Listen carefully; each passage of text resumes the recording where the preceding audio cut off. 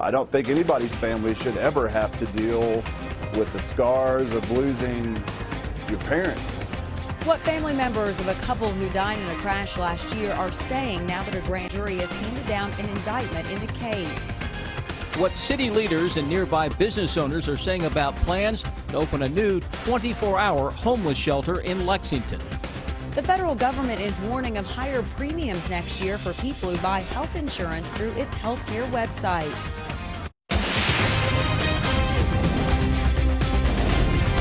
This is WKYT News at 11. Good evening to you. We saw some great weather across the bluegrass to begin the week. That included some comfortable temperatures. Very nice out there, but it looks like tomorrow could get off to a chilly start. We begin tonight with WKYT meteorologist Jim Caldwell and your no-wait weather forecast. Looks like we could have some 30s trying to drop in on us by early tomorrow morning. Not a widespread thing, but we could certainly have that show up on many of your thermometers as we get into the morning. Right now, as we look back toward downtown Lexington, you can see that things are quiet out there and clear, and the temperature is only at 49 degrees. But we do have that northeasterly wind still coming in around 7 miles per hour, so that's actually driving a feels-like temperature into the area of 46 degrees. Now, it's not a big change, but certainly something to talk about because we are actually bringing in a wind chill tonight. Around average for a few days here. Fronts are going to bring rain chances as we move through the next several days here, especially Wednesday through Friday. Then we're talking very windy by the time we get into midweek here. And by windy, I'm talking wind gusts that could start rolling in here for around 30 to 35 miles per hour. With some very gusty winds certainly trying to get into town. So we'll watch for that. And there you see some of those wind gusts by Wednesday night coming in 30 or higher in many locations. So a very windy little run and an up and down pattern with our temperatures. I'll break all of that down coming up for you in just a few minutes. Thank you, Jim. They were heading home to western Kentucky after visiting family, but just minutes into that trip, police say a couple died in a crash in Lexington. Now, nearly a year later, a grand jury has indicted the driver investigators say caused it. Lexington police say Joseph and Cynthia Beamer died last December when a truck hit their truck on Versailles Road. New tonight, WKYT's Garrett Weimer talks to someone who knew that couple. It's our top story at 11.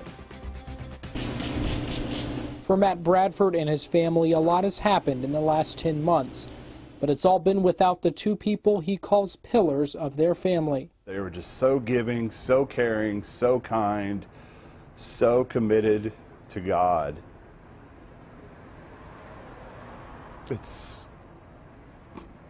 I don't know, I can almost say everything possibly good in the world was described into two people that we cared about immensely. Now, though, Bradford says a sigh of relief. A grand jury indicted Crystal Chaffins, the driver investigators say caused the crash that killed Joseph and Cynthia Beamer. Chaffins is charged with manslaughter, possession of cocaine, and driving under the influence. We lost two great parents, and an entire family was just totally shocked, and its rippled effects are going to last forever. Bradford says the big thing is they don't want any other families to have to go through what theirs is going through right now. You should never lose your parents in a head-on collision at 10:30 in the morning heading home on a clear day in December. It's just not fair. After a tense and emotional 10 months, Bradford says his family needs prayer as the case starts through the court system, all while they continue to deal with a big loss. In Lexington, Garrett Weimer, WKYT. Chaffins has not yet appeared in court, and Bradford knows there's a long road ahead, but he says the indictment is a big first step. New tonight, state police hope a surveillance picture could lead them to some clues in a Jackson County arson case. They say the fire destroyed a cabin on Carpenter Ridge Road on October 14th, and police think someone set the fire on purpose. They say a game camera near the scene took a picture of this truck around the time of the fire. Police say they want to talk to the driver of this truck, a newer model black single cab Chevy. And they're hoping that person can give them some information about the fire. The State Police Arson Task Force is offering a $1,000 reward in the case.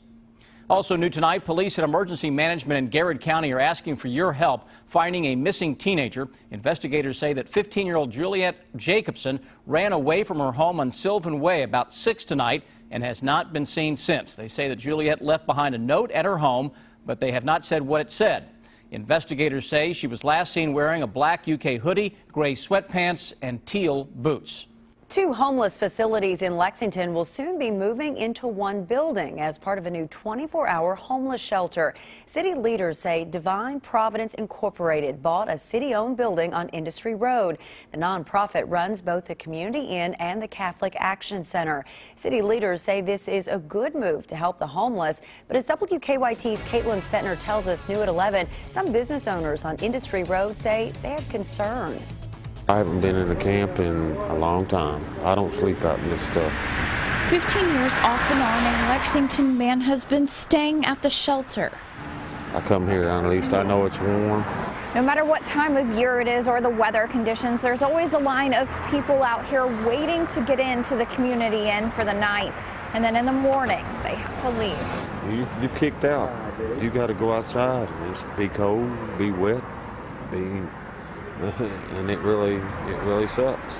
But the city is working to curb the issue. The Community Inn is consolidating with the Catholic Action Center. There will now be a 24-hour, 7-day-a-week location for those people so that they don't have to leave in the morning. They don't have to get up and pack their stuff all the way back downtown. The move raises some concerns for both Lexington's homeless and their new neighbors. Down there on 5th and Chestnut, it's going to hurt them people down there because it's been there for a long, long time. I've been going in and out of there for over 15 years.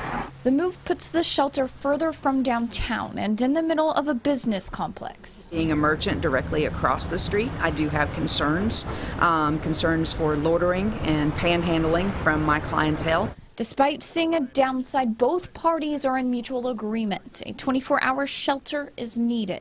This is October. You got November coming up and December, so it's going to get really cold. That'd be wonderful to where we could go in and not have to leave and be out in the cold or the rain or the snow. In Lexington, Caitlin Setner, WKYT. City leaders say the new 24-hour shelter should be open in February. Election Day is 2 weeks from tomorrow. Presidential nominees Hillary Clinton and Donald Trump are keeping their focus on battleground states. Clinton is also trying to help other Democrats on the ballot, while Trump made multiple appearances in Florida. Craig Boswell has the latest from the campaign trail. Donald Trump is crisscrossing Florida. Get out and vote. Leave here and vote. Early voting started there Monday, where 29 electoral votes are up for grabs. Who did you vote for today? Donald Trump, even though I'm a registered Democrat. I'm 90 and I don't want to die before I vote for a woman. A new CBS News Battleground Tracker poll shows Trump trails Hillary Clinton by 3 points in Florida. He blamed his campaign struggles on phony polls and the media. The media is entitled, condescending, and even contemptuous of the people who don't share their elitist views. Hillary Clinton campaigned in New Hampshire, where she holds an 8-point lead over Trump. I'm proud to have the support of more than 150 Republican leaders in this state who put country before party. Clinton brought Massachusetts Senator Elizabeth Warren to Manchester, where she blasted one of Trump's comments from the last debate. Such a nasty woman. Get this, Donald. Nasty women are tough. Nasty women are smart. And nasty women vote. People in more than 30 states are already voting. So far, nearly 5 million ballots have been cast. Craig Boswell, CBS News, the White House. Tonight, the 2 candidates for Kentucky's 6th District congressional seat debated the issues on statewide television. Incumbent Republican Congressman Andy Barr and Democratic challenger Nancy Jo Kemper appeared on KET's Kentucky Tonight. Kemper accused Congressman Barr of running a dishonest TV ad she claims took her words out of context. But Barr says it shows Kemper is out of touch with people, and both have different opinions on the Affordable Care Act. We need to improve and strengthen the Affordable Care Act. I want to make sure that we do some things to reduce the kind of bureaucratic burden that is perhaps causing part of the expansion of costs. But I've been part of the Healthcare Reform Task Force in the Congress to provide an alternative to Obamacare, to replace Obamacare with patient-centered reforms that will actually lower the cost of health care. can go to work. Both candidates agree that a shortage of nurses and doctors is hurting health care. And speaking of health care, the federal government says premiums will be much higher next year for health insurance sold through healthcare.gov. The Obama administration says before taxpayer-provided subsidies, premiums for a mid-level benchmark plan will increase an average of 25%. But the government says the subsidies will also increase to help customers. Insurance sign-ups for healthcare.gov will begin November 1st. An accident near the Lexington Humane Society left the animal shelter with an expensive repair bill. That's in 9 minutes. And then why the ex-wife of former Subway pitchman Jared Fogle says she's now suing the restaurant chain. Now, your hour-by-hour forecast with meteorologist Jim Caldwell. We've got some activity that'll be rolling in here over the next several days that'll keep us on our toes. But tomorrow and Wednesday, things are pretty quiet, other than some gusty winds that will roll into the area late Wednesday night. Tonight, though, it's going to be more about the chill. We're trying to get there. Not quite there yet. It's only 49 degrees in Lexington. 45 Mount Sterling. You got more 50s showing up across southern and into eastern portions of Kentucky here tonight, so not the super chill yet. But you compare it to the same time last night, and we're 12 degrees cooler here in Lexington, 18 degrees cooler in Frankfort, and Mount Sterling is 16 degrees cooler. So you can see the overall trend is certainly out there for the colder air to settle in, and even into the day tomorrow where we're going to see that. Frontal boundary is going to be on the move here as we head through the next few days. I'm all the way up to Wednesday at this point, just to illustrate how much wind we're likely going to be tracking. And this is very typical to run into events like this. On Wednesday night, we start peaking with winds 30+ miles per hour. I'm talking about wind gusts here, while there's a good little concentration of 40+ showing up to our north. And we'll keep that around through Thursday morning. So that comes with some showers as well. So you're going to be running into those issues as we move into that time period. So gusty winds will hang around here at that point. It's clear on Defender Radar Network tonight. Can't find any precipitation. Here's what we've got. A few fronts. Now, this is just number 2 because we had one go through today. Number 2 will sweep through and bring us those rain chances as we head into Wednesday night, Thursday morning, and more into Thursday morning. It's not going to be just nonstop rainfall. Some light showers passing through. Maybe some of those a little gusty because of the winds that are associated with just the frontal passage itself. And then that chilly or that just cool air will come into play as we go on into your Friday. And then another front will get here on Saturday, and that's out ahead of it. We'll spike our temperatures up again. Let's walk you through that with our hour-by-hour run, show you the actual model data as it comes at us here. So overnight, early tomorrow morning, into the 30s. We get into the afternoon hours. I think we're in the low to mid-60s in most cases out there. Here in central Kentucky, maybe a few degrees cooler. So overall, trying to trend at least downward a little bit even into your Tuesday. Clouds will start to increase as we get into Wednesday. This is out ahead of our next front. And when you get, especially this time of year or into the wintertime, when you get a big time front like this into your area, you always have that big solid shot of warmer air. Well, here is that solid shot of warmer air taking us around 6 to 7 degrees above average for this time of year for Wednesday afternoon. Then the front itself starts to sweep in. You see broken showers here and there. They're probably a little more organized by the time it all gets here, but brings some very light rain through the area with temperatures down slightly on Thursday, but more so into Friday after that air mass really takes over. You can see that in the 7-day where we're down to the low 60s. We get another front out ahead of it. We spike 70 degrees on Saturday. And another shot of cooler air will filter in for the weekend. The most important thing, though, is Tuesday and Wednesday. Just enjoy them because they're going to be nice. And that wind is going to be blowing some of those leaves around, so you might not have the color as long as we'd like to see it. So look quick and enjoy them while you can. Exactly. Thank you, sir. A Kentucky-based company will be playing a big role in the World Series this week. We'll explain why in 8 minutes. An accident near the Lexington Humane Society 3 days ago has left the animal shelter with an expensive problem. Police say on Friday a dump truck hit an electric line on Old Frankfort Pike, knocking out electricity to the Humane Society. The power is back on, but the outage damaged the controls to the shelter's sewage pump, and that's causing sewage to back up, and the shelter has had to hire a company to pump it out at a cost of $300 each time. This is not something, unfortunately, that we planned for in our budget. We did not foresee the command panel for our sewage pump going out, and as of right now, we don't know the cost of replacing it. The Humane Society is asking the community for help covering the cost. If you'd like to donate, we have information for you at WKYT.com. New tonight, a man has been charged with murder for the death of a Boyd County man. Ashland police say they arrested 24-year-old Jacob Lane on Friday for an unrelated burglary case, but they added the murder charge today. They say the victim, 21-year-old Justin Reeder, was reported missing last Monday. Police say they found Reeder's body this afternoon in Lawrence County, Ohio. They have not said what they think led up to the murder. New tonight, a body found in Barron County more than 5 years ago has now been identified. State police say investigators used DNA evidence to identify the body as Karma Papura of Indianapolis. She had been reported missing in 2007. Police say the body was found in August of 2011 near the Louis B. Nunn Parkway. According to Indianapolis TV stations, police say former truck driver Bruce Mendenhall has been charged in connection to that death. They think he's also behind as many as 7 murders in 4 states. New tonight, the ex-wife of former Subway pitchman Jared Fogle has filed a lawsuit against the restaurant chain. In that lawsuit, Katie McLaughlin claims Subway received 3 reports claiming Fogle had a sexual interest in children but never took action. McLaughlin says she wants to get information about what Subway did or didn't do so she can someday have answers for her 2 young children.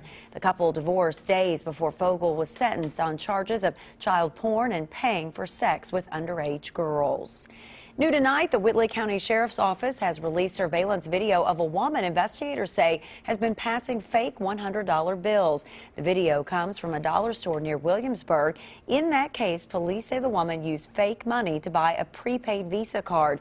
Investigators say fake $100 bills were also passed at other businesses last week. So far, police have not made any arrests. New tonight, police in Louisville are looking for a man they say stole artwork from the Muhammad Ali Center. Police say a painting seen here disappeared about 1 Saturday afternoon. At this point, investigators have not said how it was stolen or how much the painting is worth. Police have released a surveillance picture of the man they say stole the painting. There it is. Ali Center leaders say that they have since added more security measures to prevent a theft from happening again. The World Series between the Cleveland Indians and the Chicago Cubs begins tomorrow night, and both teams will be using bats made right here in Kentucky. Louisville Slugger delivered bats to the Indians over the weekend, and the Cubs will have their bats in time for the game tomorrow. Louisville Slugger says 70% of the bats are maple, while the rest comes from an ash tree. Should be exciting. Yeah, they've been making those bats for a long time. Just ahead, can you believe it? The NBA opening tomorrow night, Rob. Well, yes, it does. Another season will get started. John Calipari's players are all over the league. And with Saturday's stunning win, things just keep looking better and better for the Cats in the SEC. Mark Stoops talks about it next in sports.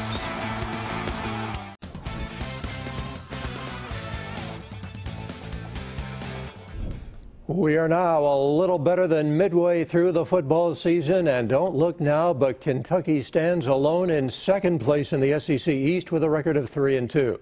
The Cats still have to play Missouri and Tennessee on the road. They have a home game with Georgia, but with 3 SEC wins already, this team is in a position that few Kentucky teams have been in.